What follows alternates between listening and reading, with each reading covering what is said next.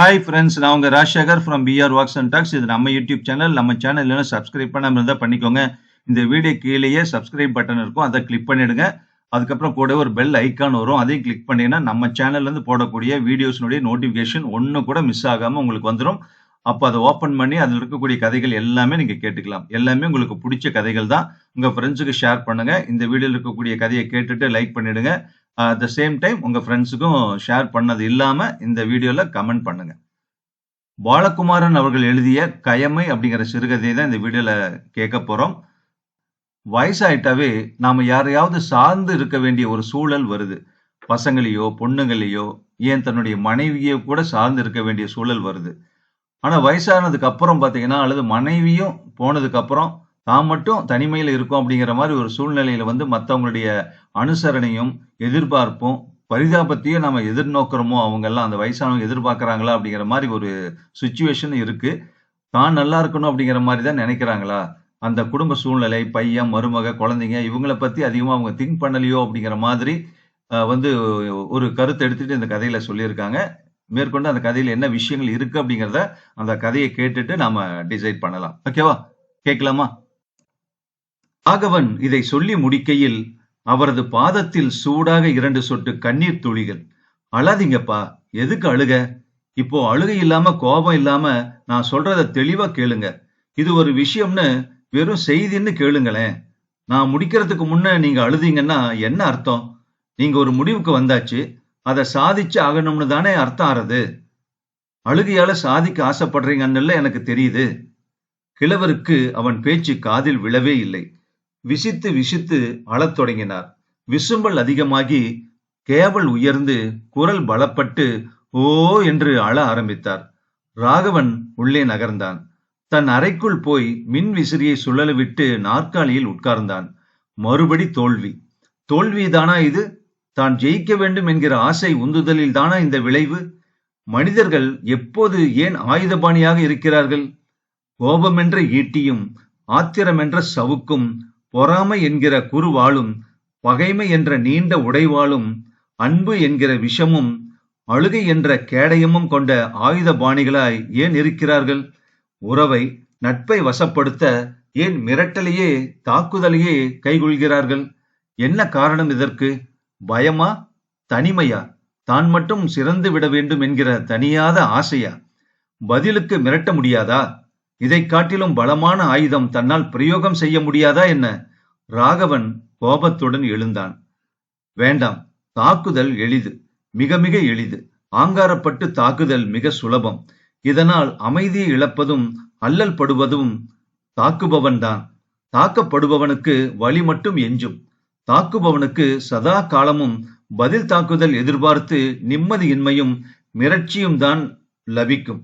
தூக்கம் போய் சோகை வந்துவிடும். பயம் நிரந்தரமாகும். ஆனால் அப்பாவை எப்படி சமாளிப்பது? தனக்கு வேலை மாற்றம் வந்திருக்கிறது.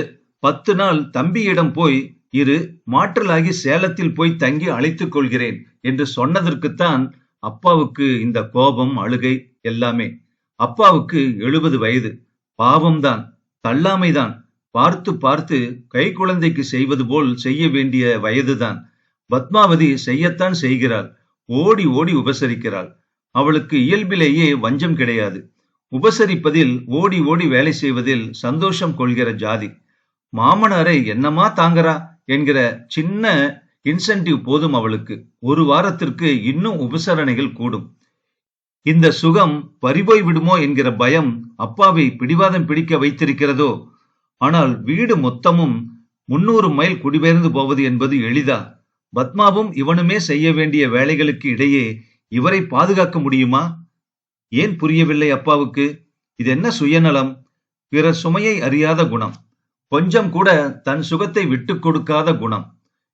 23 வருடங்களுக்கு முன் ஓர் ஒண்டு குடித்தனத்தில் அப்பாவின் மிரட்டலுக்கு நடுவே அரை நிஜாரும் பனியனுமாய் வாழ்ந்த நாட்கள் அவனுக்கு நினைவுக்கு வந்தன.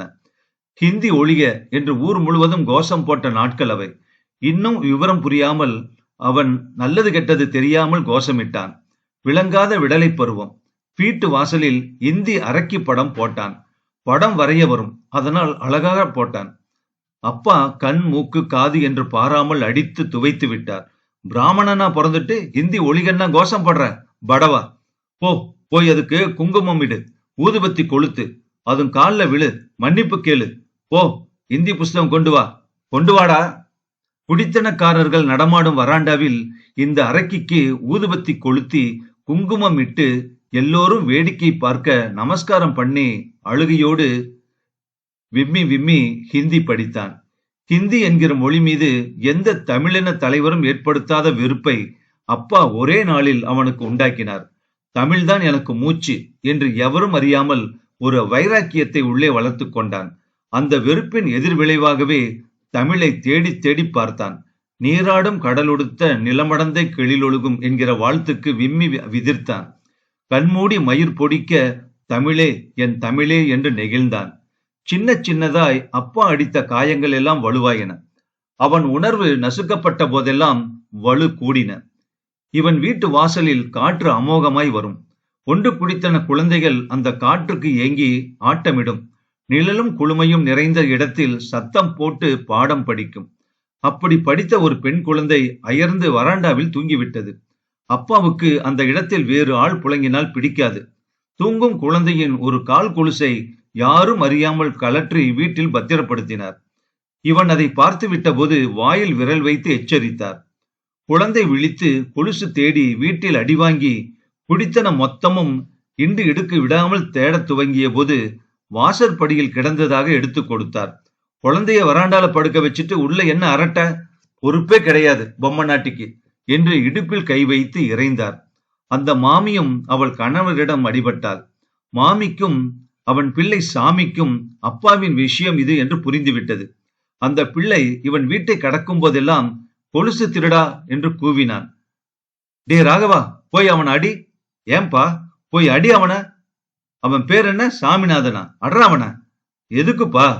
நொச்சு நொச்சென்று தலையில் குட்டுகள் விழுந்தன. அடி அவனன்னு சொல்றேன், எதிர்கேள்வி கேட்கிறிய நாயே. தனக்கு அடி விழுந்த வேகத்தில் அந்த பிள்ளையை இவன் ஓடி போய் தாக்க பெரிய ரகளையாகி 3 நாட்கள் சண்டை தொடர்ந்து போலீஸ் விவகாரம் ஆயிற்று. வீடு மாற்றும்படி ஆயிற்று. இன்றைக்கும் எங்கேயாவது வழியில் சாமியை பார்த்து கை குலுக்கினாலும் இந்த நினைவு உள்ளே படர்ந்து ராகவனை வெட்கம் கொள்ள வைக்கும். ராகவா, எப்படி இருக்கார் உங்க அப்பா? அப்படியேதானா? பதில் சொல்ல தெரியாது சிரித்து விட்டு வருவான். ஆனால் அப்பா அப்படியேதான் இருந்தார். பொட்டச்சு வளர்த்த பொண்ணு, உனக்கு எங்க உப்பு பதம் தெரியும்? கல்யாணமான 3ஆம் நாளே பத்மாவை பார்த்து கூச்சலிட்டார். ரசத்தில் உப்பு குறைவாம். பத்மா தன் விதவை பாட்டியிடம் வளர்ந்ததால் உப்பு பதம் தெரியவில்லையாம். பத்மா நடுங்கி போனாள். இவன் அவளை அணைத்துக் கொண்டான். வயதாக ஆக கூச்சல் குறைந்தது. ஆனால் வேறு வகை தொந்தரவு ஆரம்பமாகிவிட்டது. ஒரு மரியாதைக்கு யாரும் இவரை விசாரித்தாலும் அழுகை காட்டுவது இயல்பாகிவிட்டது. ஐயோ பாவம் என்று இறங்கினால் போதும், மேலும் அழுகை கூடி வந்தவர்களை சங்கடப்படுத்தி விடுகிறது. ஏன் அழறா ராகவா? தெரியலையே. இன்னும் கவனமா பாத்துக்கணும்பா. வயசானா குழந்தை மாதிரி கஷ்டம்தான். இன்னும் நன்னா கவனிச்சுக்கணும். அவர் மனசு வேதனைப்படும்படி எதுவும் செஞ்சிடாத. நிச்சயம் இவன் நிறைய வேதனைப்படுத்தி இருக்கிறான் என்ற முடிவோடு அவர்கள் போவார்கள். பத்மா தவிப்பாள். ராகவன் மருகுவான்.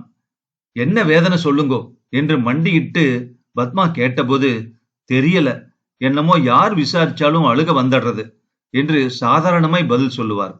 ராகவன் சட்டையை மாட்டிக்கொண்டு ஸ்கூட்டரில் போய் ரயில் டிக்கெட்டுடன் வந்தான்.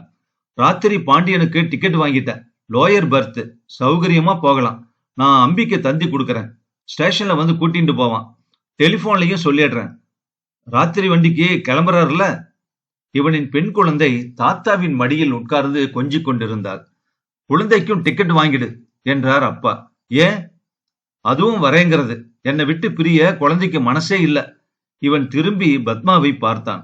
10 நிமிஷமா தாத்தாவோட போறேன்னு பிடிவாதம் பிடிக்கிறா. சாப்பாடு கூட அவரோட தான். அவர் ஊட்டி தான் சாப்பிட்டா. நீ ஏன்பா குழந்தைய இழுத்துண்டு அலையற? அவளை நான் கவனிச்சுக்கிறேன், நீ தயாராயிரு. குழந்தை விடமாட்டேங்கிறாளேடா. இவன் குனிந்து குழந்தையை பார்த்தான். வாடா கண்ணு, அப்பா கிட்டவா. நான் வரலப்பா, நான் தாத்தாவோட மதுரைக்கு போறேன். வேண்டாமா, சமத்தில்லையா? தாத்தா இல்லாம போர் அடிக்கும்பா எனக்கு. சேலத்துல புது பள்ளிக்கூடம் இருக்கே, அங்க சேர்க்கணுமே உன்ன. வேணாம், நான் மதுரையிலேயே படிக்கிறேன். சேலம் ஒரே போரு. கண்ணம்மா, அப்பா கிட்டவா? முடியாது, நான் தாத்தா கிட்ட தான் இருப்பேன். அப்பாவின் மூளை நரம்பு அசைந்த விதம் புரிபட்டு விட்டது. இடைப்பட்ட 2 மணி நேரத்தில் குழந்தையை இழுத்து இறுக்கி மனசு மாற்றி இருக்கிறார். எழுந்து வாங்க. இவன் குரலை உயர்த்தி மிரட்டினான். முடியாது, எனக்கு தாத்தா தான் வேணும். என்னப்பா இது, ஏன் இப்படி பண்ற? குழந்தையும் கூட வரேங்கிறா, நான் என்ன பண்ணட்டும்? உன் குழந்தைய நான் கவனிச்சுக்கிறேன். ஆம்படியா பொண்டாட்டி 2 பேரும் குஷாலா கிளம்புங்க. இவனுக்கு கோபம் மூளை நரம்புகளில் படர்ந்தது. நீ என்னை பிரித்தால் நான் உன் குழந்தையை பிரிப்பேன். என்ன அற்புதமான விளையாட்டு! எவ்வளவு துல்லியமான கத்தரிப்பு! இப்படியெல்லாம் யோசிக்க ஏன் தனக்கு தெரியவில்லை? இந்த மாதிரி எதிர்மறை வரும் என்று ஏன் தான் நான் யோசிக்கவில்லை? இதை எப்படி அனுமதிப்பது? குழந்தை இல்லாமல் தன்னாலும் பத்மாவாலும் இருக்கவே முடியாது என்பதை எவ்வளவு அழகாக கிழவர் புரிந்து வைத்திருக்கிறார். இந்த குழந்தையை பகடையா எப்படி பயன்படுத்துகிறார்? பளிச்சென்று குழந்தையை அவரிடமிருந்து பிடுங்கினான். உதைத்து அழுதவளை அதட்டி முறைத்தான். புரண்டு அழும் குழந்தையை நிமிர்த்தி முதுகில் அறைந்தான். தடுக்க வந்த பத்மாவை பிடித்து தள்ளினான். மூடு, வாய மூடு! விசிறிக்காம்பை எடுத்து அழும் குழந்தையை மிரட்டினான். குழந்தை முகம் சிவந்து வாயை பொத்தி குலுங்கிற்று. இவன் நெஞ்சில் ரத்தம் வடிந்தது. பத்மா சமையல் அறையில் உட்கார்ந்து புடவை தலைப்பால் முகத்தை பொத்திக் கொண்டாள். அப்பா தகர பெட்டியில் தன் பொருட்களை அடுக்கி சட்டையை மாட்டிக்கொண்டார். வேலைக்காரியை அழைத்து ஆட்டோ கூட்டி வரச் சொன்னார். செல்ஃபில் உள்ள டிக்கெட்டையும் காசையும் எடுத்துக்கொண்டார். எதிர் வீட்டில் பக்கத்து வீட்டில் நின்று விடைபெற்றுக் கொண்டார். குழந்தைய ஜாக்கிரதையா பாத்துக்கோ. அவ நினைப்புதான் எனக்கு. யார் எப்படி போனாலும் என்னோட பேத்தி நல்லா இருக்கணும். பகவான அதுக்கோசரம் தான் வேண்டின்னு இருப்பேன். வண்டியை விடுப்பா. தடதடுத்து ஆட்டோ நகர்ந்தது. மீண்டும் மீண்டும் தோல்வியே தந்தையை பொறுத்தவரை தனக்கு முடிவாய் நிற்பதாய் அவன் உணர்ந்தான். உள்ளே குழந்தை பத்மாவின் மடியில் தூங்கிக் கொண்டிருந்தது. அறைக்குள் அமர்ந்து பாரதியை புரட்ட அவன் சுயசரிதம் பிரிந்தது. படுக்கையில் மீண்டும் நெஞ்சு வலித்தது. தீத்திறன் கொள் அறிவற்ற பொய்ச்சொல் செய்து மற்றவை ஞான நெறியென்பர். மூத்தவர் வெறும் வேடத்தில் நிற்குங்கால் மூடப்பிள்ளை அறமவின் ஓர்வதே. பாலகுமாரன் அவர்கள் எழுதிய சிறுகதை கயமை முற்றும். இந்த கதையை பத்தின உங்க கருத்தை இந்த வீடியோனுடைய கமெண்ட் பாக்ஸ்ல சொல்லுங்க. இன்னொரு கதையில சந்திக்கலாம். நன்றி.